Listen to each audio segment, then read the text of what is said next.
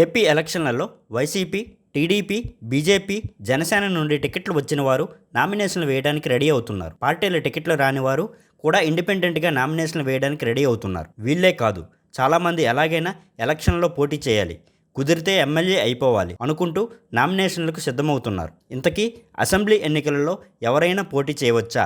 ఎమ్మెల్యేగా పోటీ చేయాలంటే ఏం అర్హత ఉండాలి? పోటీ చేయాలంటే ఏం చేయాలి? ఫుల్ డీటెయిల్స్ ఈ వీడియోలో చూసేయండి. ఈ వీడియో మొత్తం చూశారంటే మీరు కూడా వెళ్ళి నామినేషన్లు వేసి మీ లక్ టెస్ట్ చేసుకోవచ్చు. అదృష్టం కలిసి వస్తే అసెంబ్లీలో అడుగుపెట్టి అధ్యక్ష అనేవచ్చు. సరే, ఇక నామినేషన్లకు ఏం అవసరమో చూద్దాం. ఎలక్షన్లో పోటీ చేయాలనుకునే వారికి నామినేషన్ల పరిశీలన రోజు నాటికి 25 ఏళ్ళు పూర్తయి ఉండాలి. రాజ్యాంగంలోని ఆర్టికల్ 173B ప్రకారం అసెంబ్లీ ఎన్నికలలో పోటీ చేసే అభ్యర్థులకు ఖచ్చితంగా 25 ఏళ్లు నిండాలి. ఎన్నికలు జరుగుతున్న రాష్ట్రంలో ఏదైనా నియోజకవర్గంలో ఓటర్గా నమోదై ఉండాలి. ఓటు హక్కు నియోజకవర్గం నుండి కాకుండా వేరే నియోజకవర్గం నుండి పోటీ చేయాలనుకుంటే తనకు ఓటు హక్కు ఉన్నట్లు ధృవీకరణ పత్రాన్ని సమర్పించాలి. ఎస్సీ రిజర్వ్డ్ నియోజకవర్గాల్లో పోటీ చేసేవారు ఆయా వర్గాలకు చెందిన వారై ఉండాలి. ఈ మేరకు కుల ధృవీకరణ పత్రం తప్పనిసరి. ఎస్సీ, ఎస్టీ వర్గాలకు చెందిన వారు జనరల్ కేటగిరీ నియోజకవర్గాల నుండి కూడా పోటీ చేయవచ్చు. ప్రజాప్రాతినిధ్యం చట్టం 1951లోని సెక్షన్ 4, 5 దీనికి అనుమతిస్తున్నాయి. ఒక రాష్ట్రంలో ఓటు హక్కు ఉండి మరో రాష్ట్రంలో పోటీ చేయడానికి వీల్లేదు. ప్రజాప్రాతినిధ్య చట్టంలోని సెక్షన్ 5 ప్రకారం ఇలాంటి అవకాశం లేదు. అసెంబ్లీ ఎన్నికలలో పోటీ చేసే రాష్ట్రంలోనే ఓటు హక్కు ఉండాలి.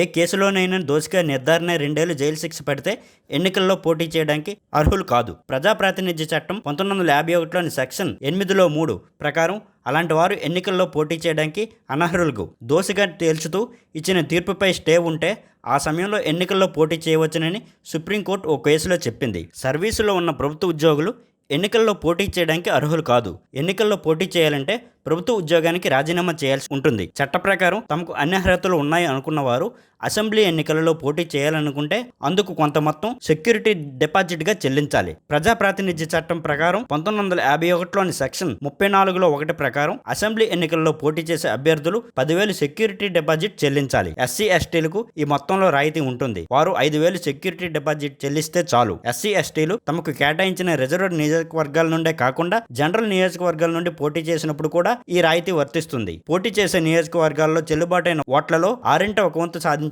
అభ్యర్థులకు డిపాజిట్ మొత్తం వెనక్కి ఇస్తారు. ఆ మేరకు ఓట్లు సాధించిన అభ్యర్థులు డిపాజిట్ కోల్పోతారు. అసెంబ్లీ ఎన్నికలలో పోటీ చేయాలనుకునే వారు ఎన్నికల రిటర్నింగ్ అధికారికి తమ నామినేషన్ సమర్పించాలి. నామినేషన్ వేసినప్పుడు వారు అభ్యర్థిత్వాన్ని ఇతరులు ప్రతిపాదించాలి. అలా ప్రతిపాదించిన వారిని ప్రొపోజర్ అంటారు. గుర్తింపు పొందిన జాతీయ పార్టీ నుండి కానీ రాష్ట్ర పార్టీ నుండి కానీ పోటీ చేసే అభ్యర్థులకైతే కనీసం ఒక ప్రొపోజర్ ఉండాలి. అదే స్వతంత్ర అభ్యర్థులకైతే కనీసం 10 మంది ప్రపోజర్లు ఉండాలి. ప్రజా ప్రాతినిధ్య చట్టంలోని సెక్షన్ 33లో 1 ప్రకారం ఇది తప్పనిసరి. భారత ఎన్నికల కమిషన్ ఈసీఐ దగ్గర రిజిస్టర్ అయ్యి ఇంకా గుర్తింపు లేని పార్టీలు, రిజిస్టర్డ్ అన్రికగ్నైజ్డ్ నుండి పోటీ చేసే అభ్యర్థులకు 10 మంది ప్రపోజర్లు ఉండాలి. తగినంత మంది ప్రపోజర్లు లేనప్పుడు వారి నామినేషన్లు తిరస్కరణకు గురవుతాయి. అలాగే ప్రపోజర్లు అభ్యర్థి పోటీ చేసుకున్న నియోజకవర్గంలో ఓటు హక్కు లేకపోయినా వారు ప్రతిపాదన చెల్లదు. నామినేషన్ సమయంలో నోటరీ చేసిన అఫిడవిట్ సమర్పించాలి. అందులో అభ్యర్థుల ఆస్తులు, అప్పులు, కేసులు వంటి అన్ని వివరాలు ఉండాలి. భారతదేశ పౌరుడినని కానీ పౌరాలని కానీ రాజ్యానికి, భారత సార్వభౌమాధికారానికి కట్టుబడి ఉంటాననే ప్రమాణ పత్రం నామినేషన్ల సమయంలో సమర్పించాలి. వీటితో పాటు నామినేషన్ల సమయంలో రిటర్నింగ్ అధికారి అడిగే ధృవపత్రాన్నైనా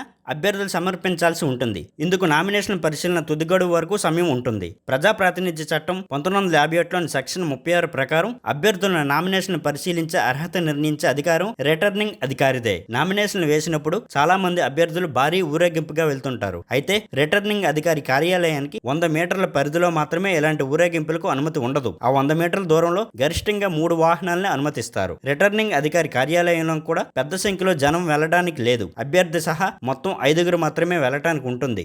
నామినేషన్ పరిశీలించేటప్పుడు అభ్యర్థి, ఆయన ఎలక్షన్ ఏజెంట్, ఆయన ప్రపోజర్లో ఒకరు, మరొక వ్యక్తిని ఎవరినైనా తీసుకెళ్లవచ్చు. సాధారణంగా ఆ మరొక వ్యక్తిగా లాయర్ను తీసుకువెళ్తారు.